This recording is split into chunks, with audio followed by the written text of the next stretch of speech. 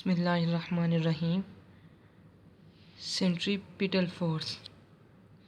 Centripetal force क्या होती है कि centripetal force is a force that keeps a body to move in a circle. यानी centripetal force वो फोर्स होती है कि जो बॉडी को सर्कल में मूव कराए। सबसे बेस्ट एग्जांपल इसकी क्या है कि अगर ये मेरे पास अगर ये सर्कल यानी एक बंदा है, ये सबसे बेस्ट एग्जांपल ये है कि धागे को एक पत्थर के साथ अगर हम बांधें तो उस पत्थर को धागे से पकड़ यानी बांध के ना उस धागे को यानी सर्कुलर मूव कराएं तो वो इस तरह मूव करेगा। यानी एक बंदा है, उसने धागे को पकड़ा, ये पत्थर है, पत्थर को धागे साथ बांध के उस बंदे ने इधर से पकड़ा धागे को और धागे को घुमाना शुरू कर दिया। अब देखें, धागा तो सर्कुलर मूव कर रहा है लेकिन उसका जहाँ से फोर्स लग रही है वो यहाँ सेंटर से लग रही है। यानी वो अपने हाथ को सेंटर से घुमा रहा है तो वो एक सर्कुलर मूव कर रहा है। ये सेंट्रीपिटल फोर्स है। अब देखें, ये सर्कुलर मूव कर रहा है तो इसकी फोर्स की डायरेक्शन क्या है? इनवर्ड। यानी सेंट्रीपिटल फोर्स है ना ये FC, यानी इसकी डायरेक्शन फोर्स की मूव इतनी कर रही है। अब देखें, मेरे पास सबसे पहले मैस यहाँ पे था, यानी पत्थर यहाँ था, यहाँ से यहाँ तक मूव किया इस पत्थर ने तो कितने 2 सेकंड यानी 2 मीटर इसने फासला मूव किया और कितने उसको 1 सेकंड यानी 1 सेकंड उसको 1 सेकंड में उसने 2 मीटर यहाँ तक फासला तय किया। इस केस में इसकी डायरेक्शन इस साइड थी वेलोसिटी की, यानी वेलोसिटी के साथ मूव कर रहे हैं ना, और इस केस में इसकी वेलोसिटी की डायरेक्शन इस साइड थी। अब 2 मीटर उसने 1 सेकंड में तय किया तो अगले 2 मीटर जब जाएगा तो यानी वो भी 1 सेकंड में ही फासला तय करेगा अगले 2 मीटर का। तो अगले 2 मीटर का फासला जब वो 1 सेकंड में तय करेगा तो हम कह सकते हैं कि वो यूनिफॉर्म वेलोसिटी के साथ मूव कर रहा है, लेकिन उसकी वेलोसिटी की डायरेक्शन चेंज हो रही है। मैग्नीट्यूड उसकी सेम है लेकिन उसकी डायरेक्शन क्या हो रही है? चेंज हो रही है। इसलिए अब हम ये बड़ी सर्कल डायग्राम में देखते हैं, यानी ये इस पॉइंट से ना ये यहाँ से लेकर यहाँ तक का रेडियस जो है वो R है। तो ये यहाँ से बॉडी सर्कुलर सेंट्रीपिटल फोर्स की वजह से बॉडी सर्कुलर मूव कर रही है तो फोर्स की डायरेक्शन इनवर्ड है। यानी FC की डायरेक्शन क्या है? इनवर्ड होगी। यानी FC हो गया सेंट्रीपिटल फोर्स। अब हमने Newton second law of motion में पढ़ा है कि force is directly proportional to ma, यानी force is equal to ma। अब हम यहाँ पे किस फोर्स का जिक्र कर रहे हैं?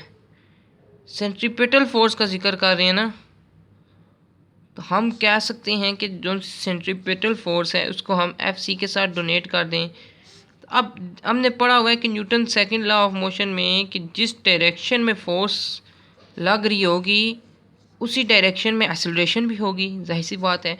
अब देखें, फोर्स इस डायरेक्शन में है ना, इनवर्ड डायरेक्शन में फोर्स लग रही है तो एक्सेलरेशन भी इनवर्ड डायरेक्शन में होगी, तो इसको भी हम AC कह देंगे। अब एक्सेलरेशन किसके इक्वल है? v²/r। ये इक्वेशन 1 होगी, ये इक्वेशन 2 होगी। हम अगर पुट कर दें, पुट इक्वेशन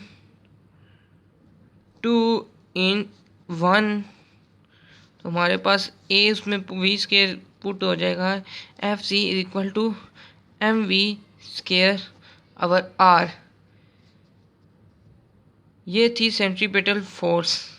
अब सेंट्रीपिटल फोर्स की एग्जांपल यही है कि स्टोन एक पत्थर को अगर धागे के साथ बांध के इसको सर्कुलर रोटेट कराएं, वो भी एक सेंट्रीपिटल फोर्स की। या फिर दूसरी एग्जांपल ये है कि moon revolve around the earth या अर्थ रिवॉल्व अराउंड द सन, ये भी एग्जांपल्स हैं इसकी। अब आगे हम पढ़ते हैं centrifugal force. Reaction of centripetal force which pulls the object outward. यानी सेंट्रीपिटल फोर्स का जो सा रिएक्शन है ना, वो ऑब्जेक्ट को यानी बॉडी को जो है वो आउटवर्ड पुल करेगी। हमने यहाँ पे इसकी फोर्स इनवर्ड लग रही थी ना इस केस में, तो सेंट्रीफ्यूगल फोर्स में फोर्स आउटवर्ड लगेगी।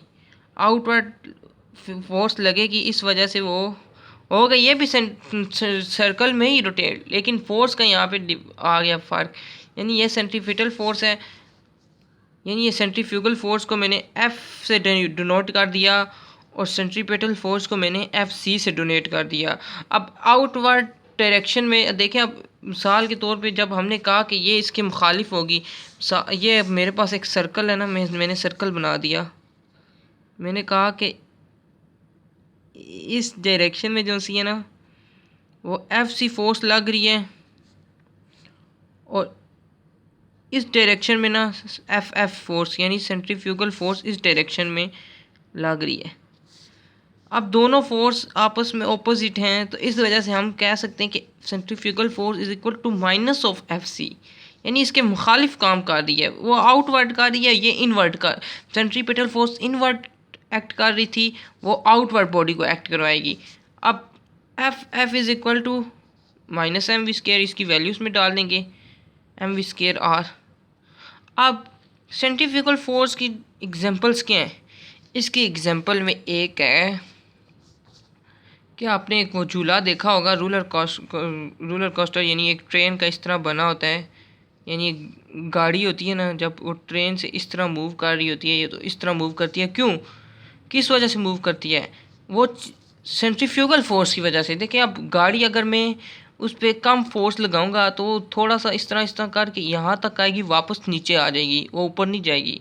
अगर मैं जितनी ज़्यादा फोर्स के साथ, यानी एफ ज़्यादा के साथ फोर्स के साथ अगर मैं गाड़ी को फोर्स लगाऊं तो गाड़ी ज़्यादा फोर्स के साथ इस तरह मूव करेगी। अब आप सवाल ये बनता है कि यहाँ से नीचे क्यों नहीं गिरी? इस वजह से नीचे नहीं गिरी गाड़ी ट्रैक से, क्योंकि वो उसको सेंट्रीफ्यूगल फोर्स की वजह से। क्यों? सेंट्रीफ्यूगल फोर्स हमेशा आउटवर्ड एक्ट करती है, इस वजह से गाड़ी जो सी है वो इस तरह पूरा ट्रैक उसने मुकम्मल किया, यहाँ से नीचे नहीं गिरी, क्योंकि उसको फोर्स भी ज़्यादा मिली और वहाँ उसने सेंट्रीफ्यूगल फोर्स अप्लाई की। अब एक मेरे पास बाल्टी है, यानी एक बाल्टी है, इसको मैं अगर धागे के साथ बांधूँ तो इधर इसमें पानी होगा बाल्टी में, तो उस बाल्टी को अगर मैं रोटेट कराऊंगा तो उसका पानी जब इस तरह आएगा ना, उल्टी बाल्टी होगी, उसका पानी नीचे नहीं गिरेगा, वो सेंट्रीफ्यूगल फोर्स की वजह से। क्योंकि सेंट्रीफ्यूगल फोर्स आउटवर्ड एक्ट करती है, इस वजह से कि गाड़ी नीचे नहीं गिर रही। ये इसकी सेंट्रीफ्यूगल फोर्स की एग्जांपल्स थी। जज़ाकल्लाहु खैरा।